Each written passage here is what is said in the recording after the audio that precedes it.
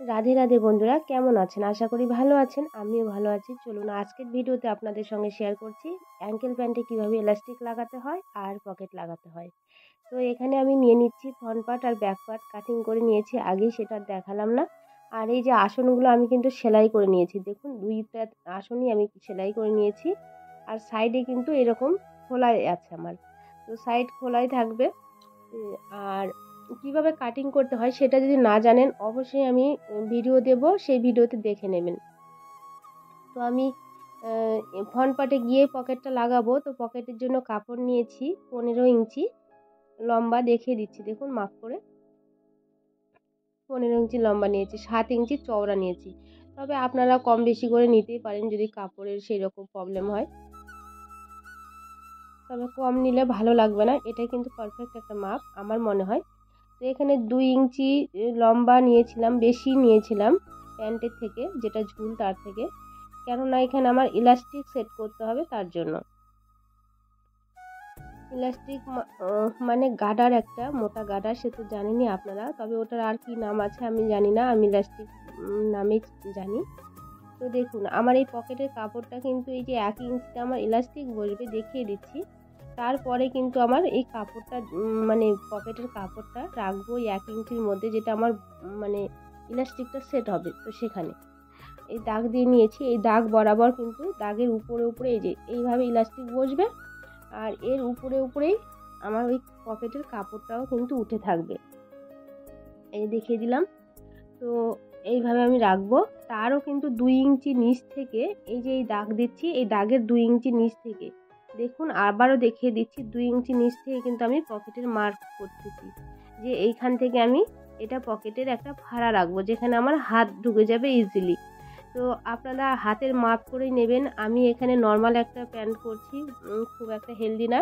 তো আমার এখানে 5.5 রেখেছি, 5.5 রাখলে পরে মোটামুটি হাত সবারই ঢুকে যায়। এবার দেখবেন যাদের পাঞ্জা বড়, তো তাদের জন্য 6 ইঞ্চিও রাখতে হবে।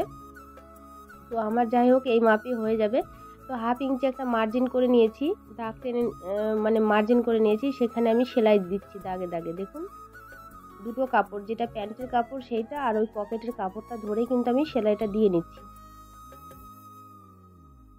এবার এই কর্নারগুলো কেটে দেব ভিতর থেকে। আপনারা কিন্তু আস্তে করে কাটবেন, যেন হালকা হাতে, যাতে সেলাইটা না কাটা যায়। দেখুন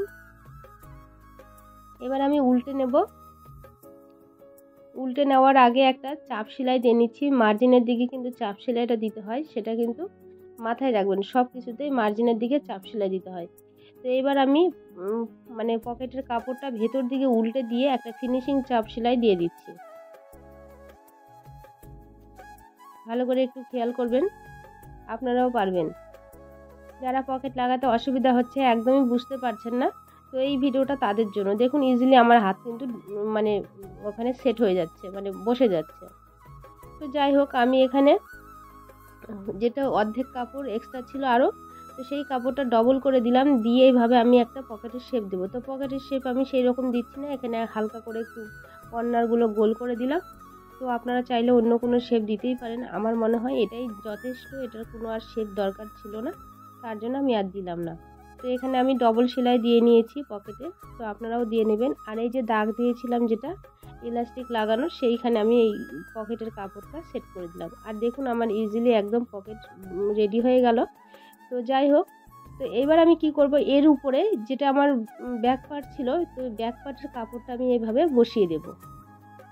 দেখুন তো এই ব্যাক পার্টের কাপড়টা এইভাবে বসিয়ে নিয়ে দুটো কাপড় সমান করে ধরে, যেটা আমার পকেটের কাপড় আছে দেখুন এই যে, তো এখানে আমি একটু মার্ক করে দিচ্ছি, না হলে বুঝতে পারবেন না। তো এখানে এই যে দাগ দিলাম, পকেটের যে মার্জিনটা রেখেছিলাম সেইটা থেকেই কিন্তু এইভাবে দাগ দিয়ে তার পাশ দিয়ে সেলাই করে নেব, তাহলে কিন্তু রেডি হয়ে যাবে আমার পকেট। তো এখানে আপনারা মোবাইল, পয়সা কড়ি সবটাই রাখতে পারবেন। দেখুন একটু বড় সড়োই হয়েছে, আর এখন সবাই মোবাইল রাখার জন্যই নেয়, ওই জন্য আপনারা যেটা করবেন সেটাই 15-16 ইঞ্চির মধ্যেই করবেন, তাহলে কিন্তু ঠিক হবে। এই দেখুন আমার পকেট কিন্তু রেডি হয়ে গেছে, কত সুন্দর। তো এইবার আমি ইলাস্টিক লাগাবো। তো ইলাস্টিক লাগানোর আগে হালকা করে একটু আপনাদের এই মোহরিতে একটা লেস বসাচ্ছি, কীভাবে বসাতে হয় সেটাও একটু দেখে নিন, তো যাতে আপনাদের কোনো অসুবিধা না হয়। এরকম পেস্টিং ছাড়াই কিন্তু এই প্যান্টটা করা যায়, পেপার পেস্টিং লাগে না। তো আমি এখানে পেপার পেস্টিং বসাবো না, একটা হালকা করে বরফি লেসগুলো আমি বসিয়ে দেবো। তো কীভাবে করছি দেখুন। উল্টো দিকে একটা এক্সট্রা কাপড় সেলাই করে নিলাম, তারপর চাপ দিয়ে সামনের দিকে নিয়ে আসলাম। নিয়ে এসে কিন্তু এইভাবে একটা চওড়া পট্টি করে তার ভেতরে এই লেসটা বসিয়ে দিয়ে আমি সেলাই করে নিচ্ছি। খুব ইজি আর ভারী সুন্দর লাগে জানেন। একটু দেখুন ভালো করে, আপনাদেরও ভালো লাগবে দেখতে। এই দেখুন কত সুন্দর হয়েছে। আর অ্যাঙ্কেল প্যান্টে কিন্তু এরকম পরে, আরও অন্য কোনো ডিজাইনও দিতে পারেন, তবে আমি এটা সিম্পলভাবে এই কাজটা করে নিলাম। তো সেটাই আপনাদের একটু দেখিয়ে দিলাম। আর ইলাস্টিক কীভাবে বসাতে হয় দেখুন।